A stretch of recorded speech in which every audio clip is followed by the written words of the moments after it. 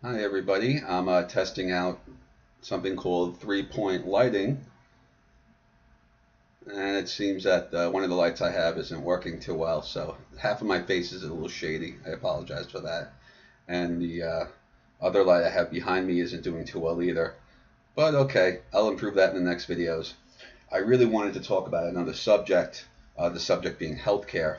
And we had a forum on CNN 2 days ago, and I always put the date on the titles of my videos so you know how fresh they are.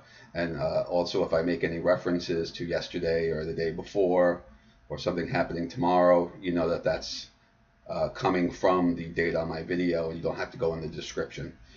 Okay, so that's just something I do for you guys. So Bernie Sanders and Ted Cruz uh, put out a bunch of their, um, I think, well-meaning commentary.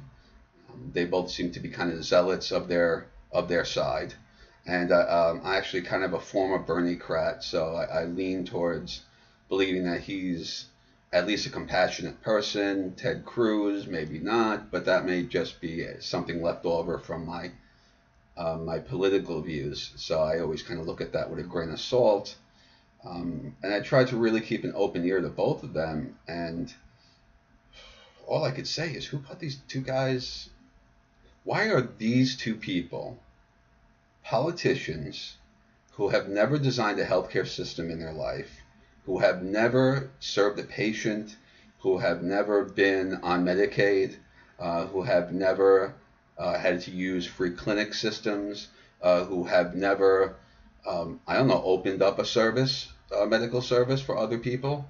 Um, these people are possibly the worst two people, and I mean them as a class of people, not just Bernie and Ted, but people who really believe in their side when their side is completely ignorant.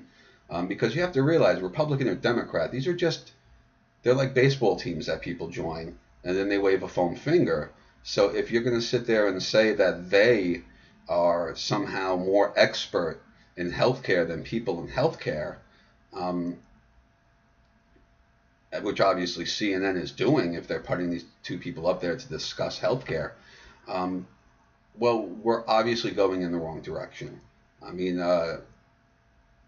yes, some of Bernie's plan has been, um, and believe me, it's only parts of it, not in whole, because there isn't really a whole on either side. There is no big plan that covers all the details and just brings it all together under um, this brilliant political point of view, because the political point of view and the realities of the situation are antithetical.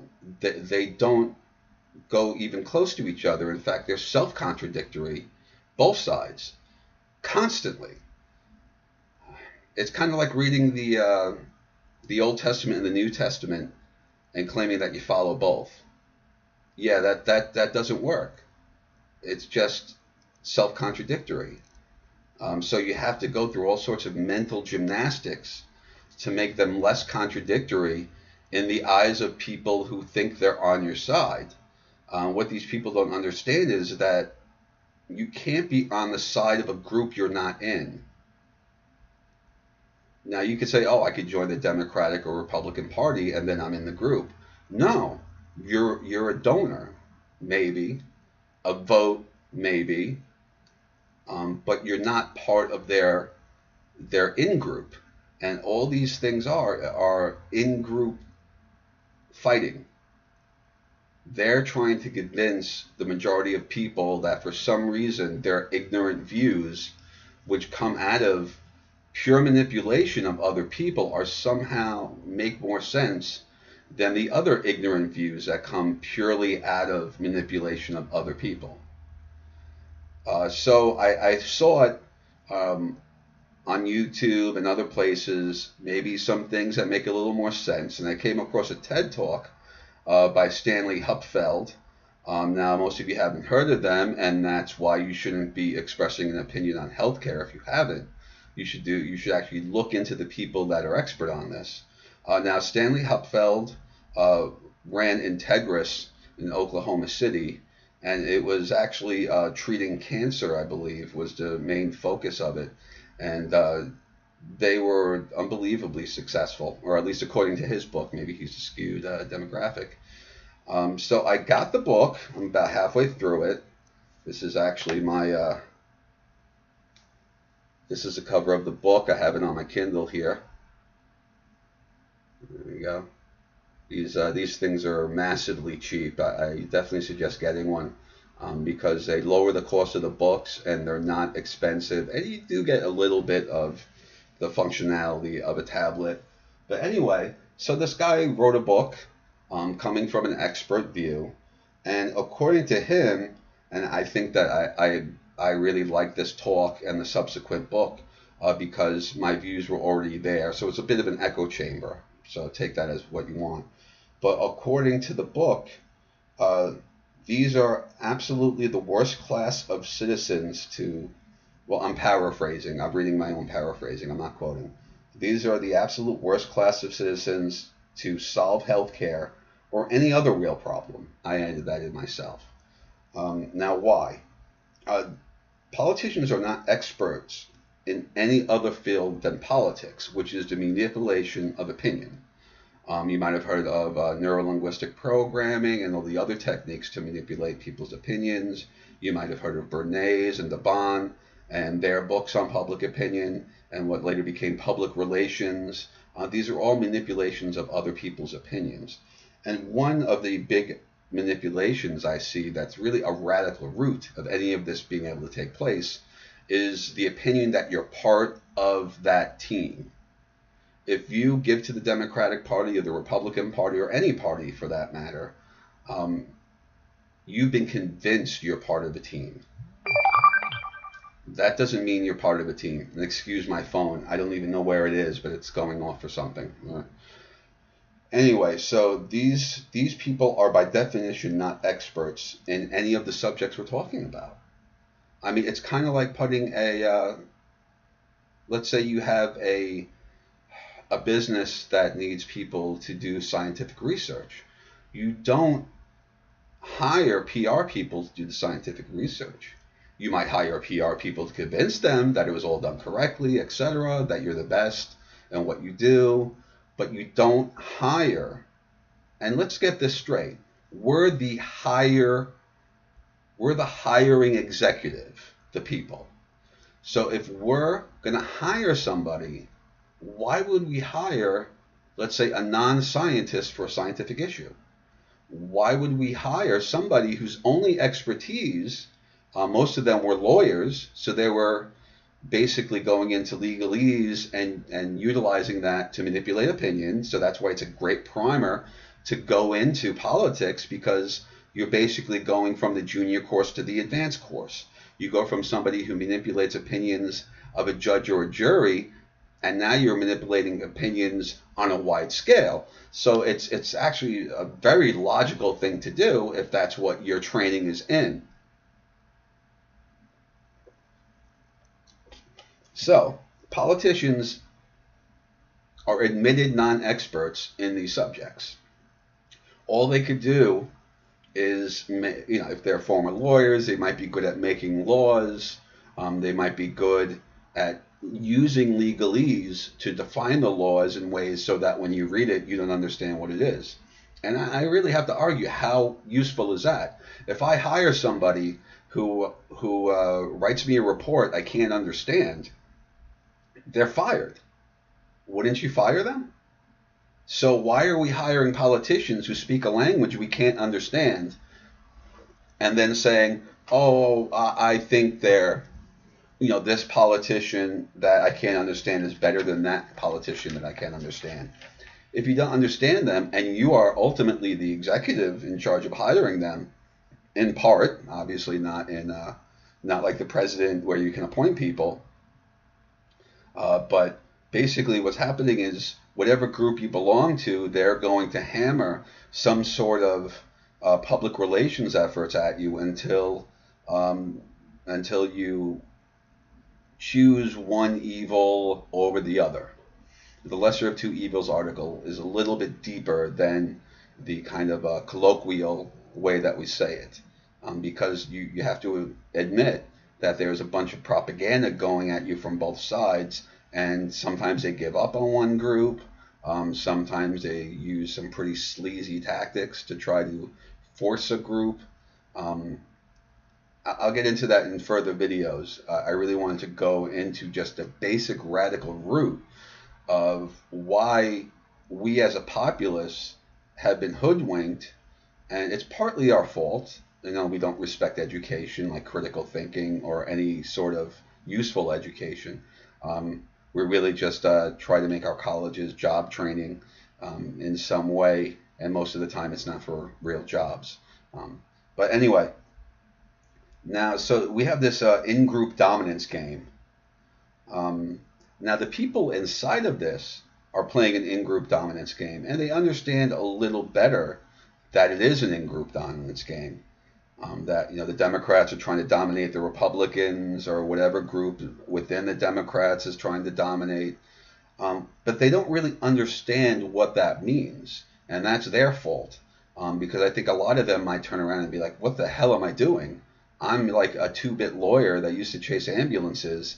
Now I'm a flim-flam man convincing people to actually listen to me. And the things that I'm gonna suggest are so blatantly detrimental to the actual running of the government, because they're not based on anything intelligent. They're just based on sound bites and manipulations and what sounds better to X, Y, Z. So it's already a game that's unwinnable. In fact, there was the 13th Amendment that wasn't ratified quickly enough by the last state it was supposed to be ratified by. And they actually, and I've read the amendment, and it says something about barring people from being in government who have titles. And one of those titles, it is argued, is anybody who has a title of a doctorate, as far as Juris Doctorate.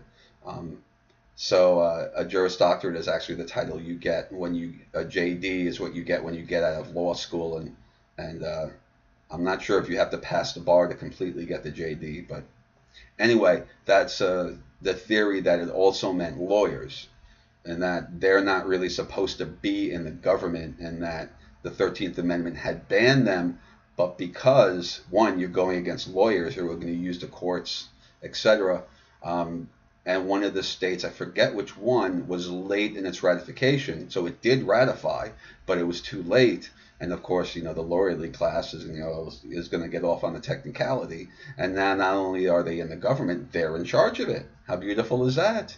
Because they're the only people who speak their language, which is not the language of the common man. So how can we have a government run by groups of common people going for their own self-interest when they don't even understand the laws that come out of the class that's supposedly representing us? So we don't really have a representative democracy. We have representation of groups of lawyers. Now, whatever they do as far as taking money and the sleazier things they have gotten into over time, and probably started out doing, if you think of the Hamiltonians, which were beholden to New York bankers from the start. But if that's the case, that they're really only representing themselves, and whoever slides their money, etc., and then how does anyone believe that they're in any way prepared to solve a problem? I mean, dog catching. Can they solve dog catching? All right. Now, if you think of the things the way that I'm thinking of them, and I can't tell you how to think. I can just put out my my opinions and my I hate to say discoveries or something like that. I don't want to be too arrogant, but if you're thinking more along the ways that I'm thinking, and a lot of Bernie-crats I know, because I have about 5,000 Bernie-crats on my Facebook page, really do think this way, that these people are not in any way representative of us. How do we have a representative democracy again? Like how is that a thing? I mean, these are just groups of people, like I said, we don't belong to. It's a private club, like George Carlin said, and you're not in it. And I'm being kind of forward with my political views. I usually qualify things a little bit more. But this is such a radical route of the dysfunction of our society that I can't just sit here and go, well, maybe this, maybe that. No, these are groups of people that are just vying for control over each other. And then when they get that control, they could do, well, one, they have a job, right? You get elected, you're now getting paid. Now you're getting some great health insurance. Funny, we were just talking about health insurance. You get 6 years that may turn into an entire lifetime of money making.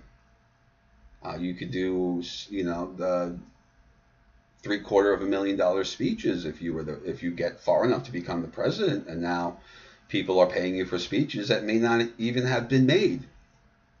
They're just flat out bribing you and saying, yep, for a speech. So this in-group dominance, of course, that means that they're not representing anyone except themselves. But then what happens is they ally themselves with other groups who are vying to be in-group dominant. So you might have a group of protesters now allying themselves with the far left wing of the Democratic Party, or the far right wing of the Republican Party, and they're going to push for their agenda within that structure of basically special interest groups, you might call it. I'd like to think of special interest groups more as something like Mothers Against Drunk Driving, and that they actually have some sort of, at least when you go back in time, they had some sort of noble intent, which was to lower the amount of highway deaths. I don't know if I agree with some of the things they're doing now, but at least there was that intent in the beginning. So I don't want to call them special interest groups necessarily because of the connotations involved. But you do see, and all of them are groups you're not in. I can't make this much clearer. You're not part of the Democratic Party establishment. If you are, support them, go nuts.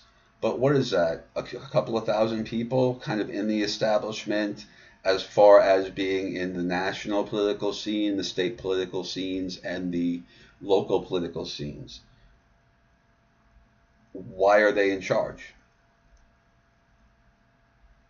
Why am I even having a choice of voting for one group or the other when I want to vote for the person who is most able to do the job? And I'm not seeing too many resumes. I'm seeing a resume from